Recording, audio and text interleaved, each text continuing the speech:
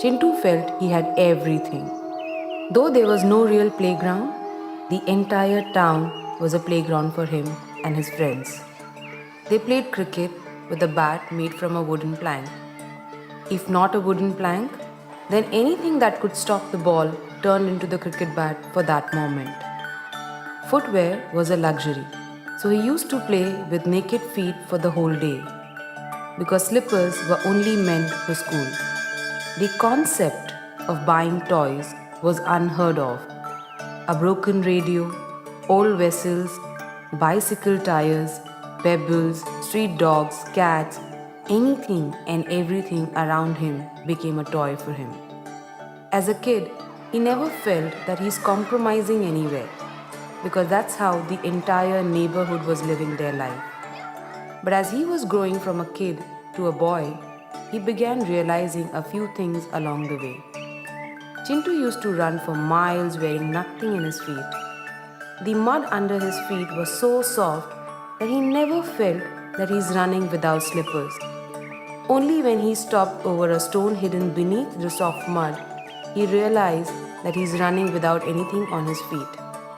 Sometimes he used to run blissfully for miles together with just a tire of a bicycle.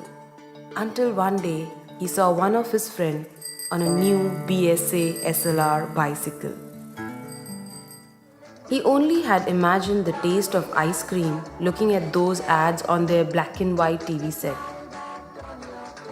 One day, when he asked for it, he got an answer from his father that it was not good for his teeth. The answer convinced him that the ice cream was not made for him. Every year, one pair of shirt and a trouser would be stitched with the help of a local tailor, specially to be worn during festivals, until he saw his friend wearing a t-shirt with a He-Man printed on it. He wore a broken Bata slipper with a safety pin attached at the bottom binding the strap together, until one day at the PT session, he saw one of his school friends wearing a white canvas shoes. Every year, he had school books either passed from his cousin or the neighborhood kids, but his classmates always bought new books for the new school session.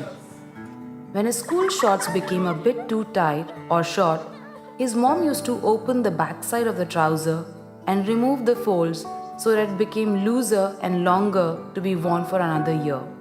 But he used to find some of his classmates come in brand new uniforms. As he was growing from a kid to a boy, he started realizing many things. But Chintu could never ask for anything from his parents because he knew that his parents didn't have the means to provide him what he wanted. When Chintu turned 7, his grandfather gifted him a flute and also taught him how to play it. When his grandpa passed away, Chintu kept on practicing the flute all alone, sitting by the lakeside. This was his favorite pastime. Most of the people were not even aware that Chintu could play the flute so well. It was 10th of August 1993 when the principal of the school wanted to select 10 kids to play the flute for the Independence Day celebration.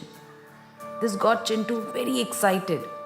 This was his golden opportunity to pay a tribute to his grandfather. Chintu decided to invite his parents and surprise them through his performance on the school stage. Excited, Chintu ran to the principal's room and told him that he wanted to participate. The principal replied, "Okay, Chintu, come tomorrow for rehearsal and bring 22 rupees with you to buy a steel flute so that everyone's flute would look the same." Chintu had an old wooden flute for many years. For him, a wooden flute or a steel one was all the same. He never knew the difference until this day.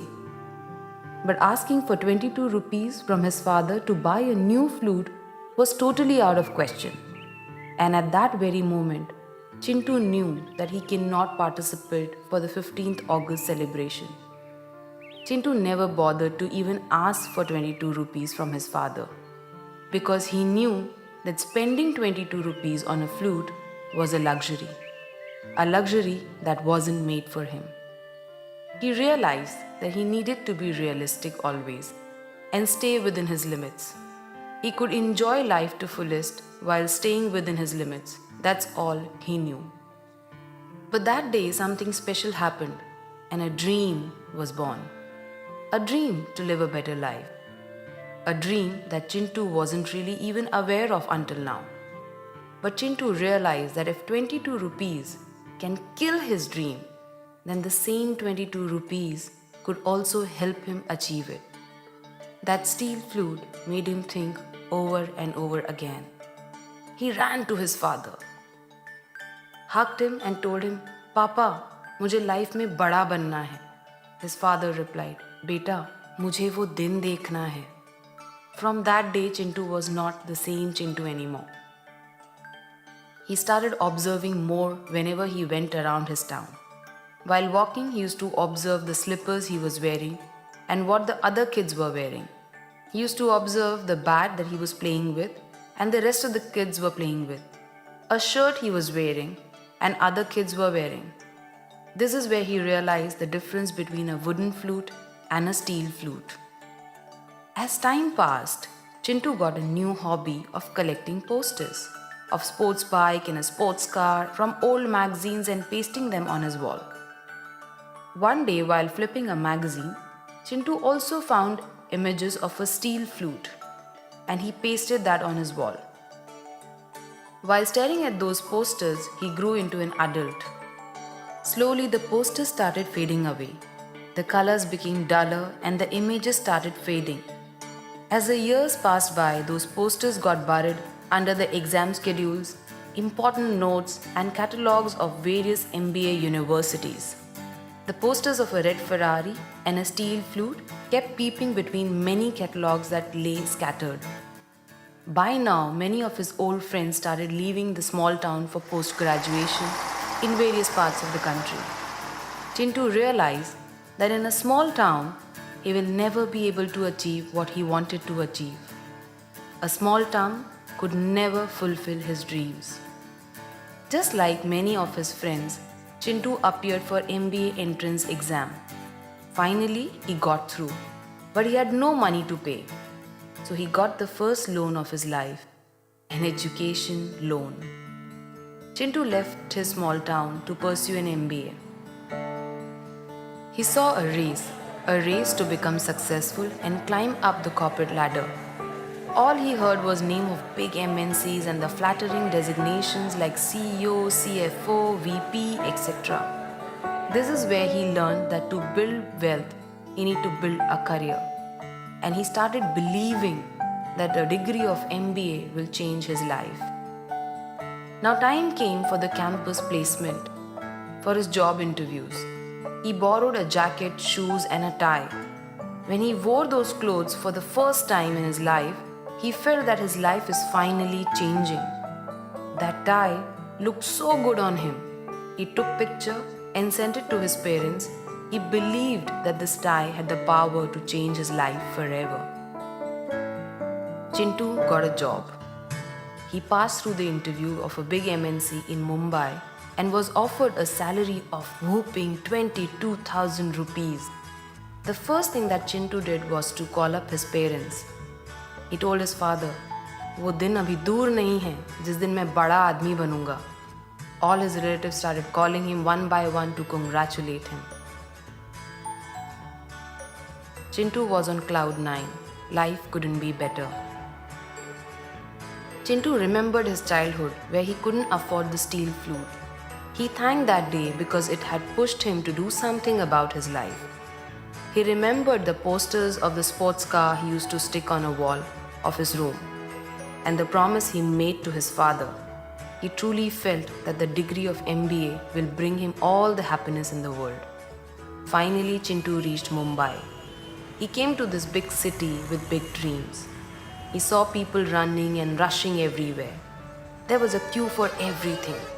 His office was in Andheri, but his salary only allowed to rent a house in Mira Road, and that was a bit too far. He started traveling by the Mumbai local train. He realizes that it was not easy to manage life in Mumbai. The job started.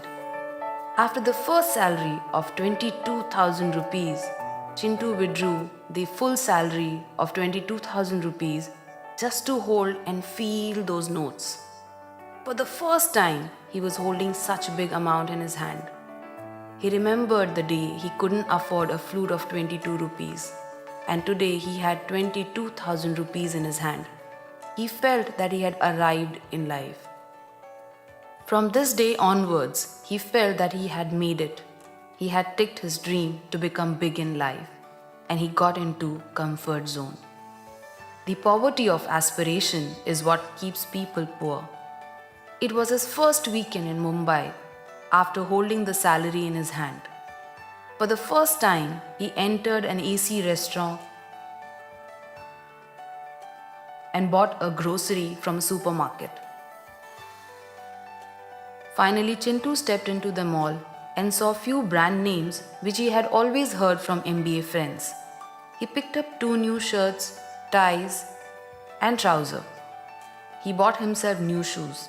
Now Cintu could afford an auto rickshaw to roam around the city and to go to the office. When he came back home after shopping, he sat down on the sofa and cried a lot. The leather shoes were much better than Bata slippers. Auto rickshaw was definitely better than a bicycle. Having a ceiling fan in the room was better than having no fan. Shopping with trolley in the supermarket was better than Lala Ji ki dukaan. Cintu called his parents and told them, "Life is much better in Mumbai. Even atta is branded here.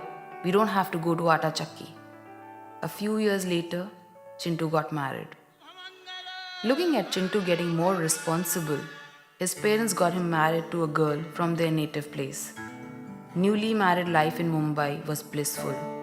The initial few days were all about going to movies, eating in restaurants, etc. But when the 15th day of the month came, Cintu realized that his pocket was empty and the salary was over in the blink of an eye. This is where he decided to spend wisely.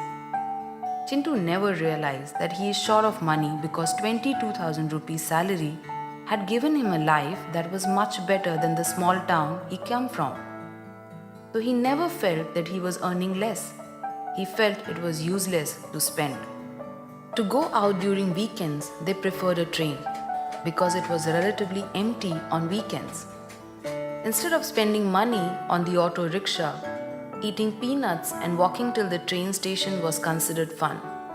Getting down at Lower Parel, going to the biggest mall, only to take pictures next to the branded shops, then uploading them on FB, and getting maximum friends to like them was a different level of high. His friends used to comment, "Cintu, ab tu bada aadmi ho gaya yaar." And while reading those comments, Cintu felt he has finally reached where he wanted to in life. He used to wait for brands to go on sale. Then only he would enter inside the shop with his wife. He started making fun of those people who entered in the shop when there was no sale, making it look like a complete waste of money. Whenever his wife would show him a bike, he would say, "It's not safe to drive in Mumbai." When his wife would show him a car, he would say, "Why waste so much petrol? Only for 2 of us?" A different level of arrogance was slowly creeping within him. He called himself street smart than poor. He started giving advice to people on how it was plain stupid to spend money. He said, "Even if I had that money, I will not spend it on luxury," he declared. "Apne itne bade sapne thodi na hai," was his usual answer. A different level of poverty was growing in his head, which he never realized. Instead of growing his income beyond 22,000 rupees, Cintu was more focused on how to save and where to cut corners. After a few years, after living for a couple of years in Mumbai, Cintu managed to get a bank loan and bought his own house. Soon he was blessed with a very bright son. When he turned 6, Cintu had taught him how to play a flute. Cintu gave him the same wooden flute which he played as a kid. And when he gave the flute to his son, he told him, "This wooden flute pushed me to come out of the small town and achieve all my dreams." Cintu never realized that he has still not made it in life. One day, Cintu dropped his son to school, and as he was late for work, he reached the railway station. He saw the train approaching the platform from the opposite side. Cintu knew that if he misses this train, then his boss will see him walking late to work, and that might become his excuse for not giving him an increment. All these thoughts were playing in Cintu's mind. As the train entered into the platform, he crossed over the railway tracks to get inside through a shortcut. But by then, the train was extremely close to him. And after that, all he could feel was that he was thrown and he blacked out. Cintu didn't feel anything and he felt as if he's getting uplifted. Slowly he realized he's walking, but he couldn't feel his body anymore. He couldn't see anyone around him. All he could feel was a foggy atmosphere, with no one to hear him. He screamed again for help. He screamed and called his wife, his son, his father, his mother, but there was nobody to hear him. And finally, as the fog cleared, he found himself walking on a lonely path towards a ferry. Yes, it was a ferry for real. He ran towards the ferry to ask what was happening to him. But ferry was quiet. Cintu saw tears in her eyes. He realized that something had gone wrong. But still, like an angel, she became Cintu's guiding star in that moment of darkness. She guided him to his house. Immediately he ran into the lane, but strangely he couldn't feel his feet. The ferry was behind him all the time, flying and following him. He started running towards his house and reached the doorstep. He was shocked to see what has happened. His wife and kid and his parents were howling and crying out loud in front of his photo. His relatives, neighbors were all around crying with him. When he tried to touch his son and his father, they couldn't feel anything. That's when Cintu realized that he was dead.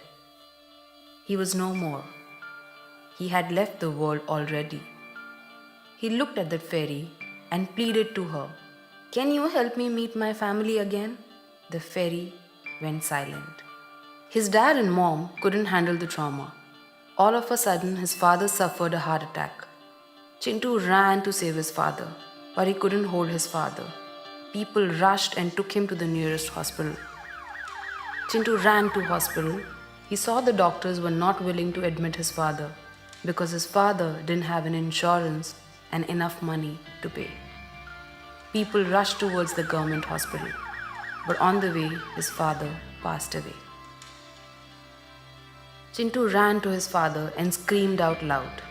He tried to hold his father, but he couldn't feel anything. Seeing Cintu crying, the fairy finally spoke.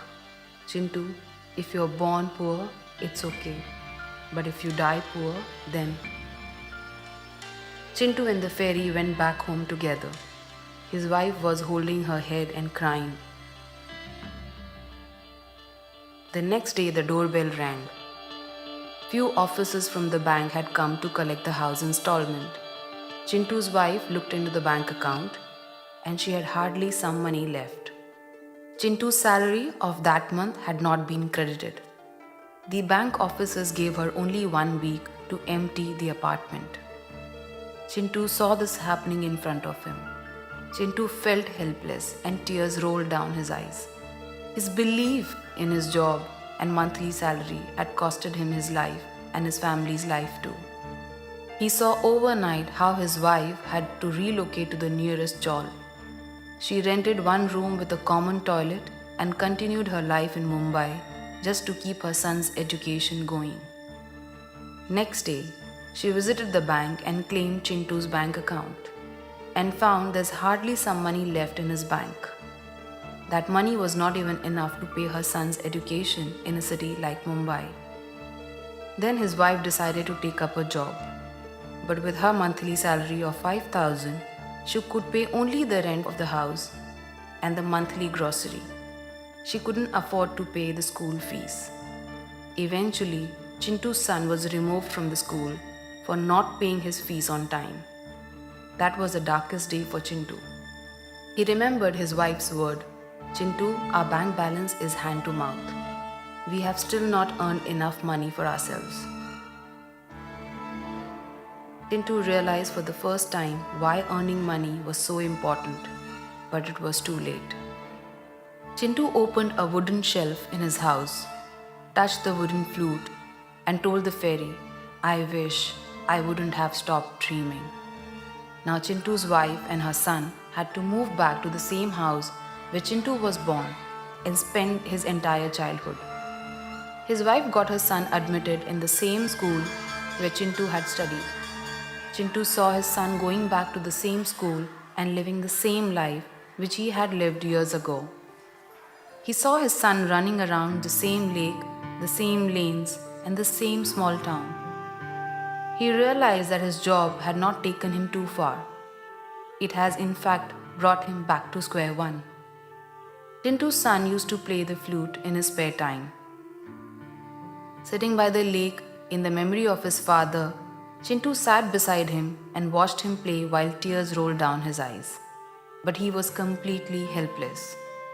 While Cintu was sitting by the lake, the fairy appeared.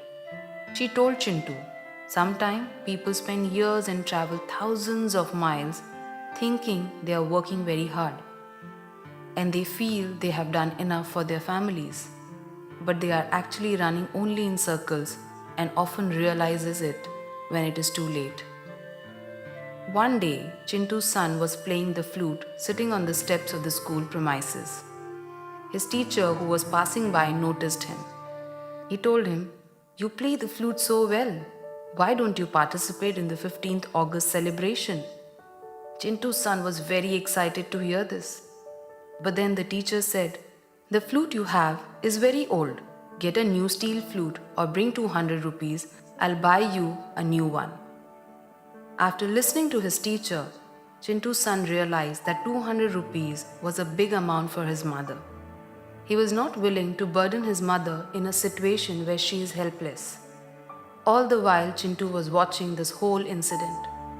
Cintu's son ran home, hugged his mother and cried a lot. He told his mother, "Mummy, मुझे life में बड़ा बनना है." Even his mother told him only one thing, "बेटा, मुझे वो दिन देखना है." Life had taken full circle. Cintu realized that he was only one step away from going back the same point where he had started his journey. Cintu screamed out loud, but there was no one to hear him except a fairy. The fairy went to Cintu and told him, "Cintu, you have realized that there is a big difference between owning a wooden flute and a steel flute. There is a difference between living in a house in Mumbai and owning a good house in Mumbai. There is a difference between driving a car and driving a luxury car. The difference is either you have control over life or let life and situation control you." Saying this, the fairy held Cintu's hand and placed a steel flute and told Cintu, "It's time to wake up." As soon as Cintu touched the steel flute, all of a sudden he could now feel his body. He could hear noise around him.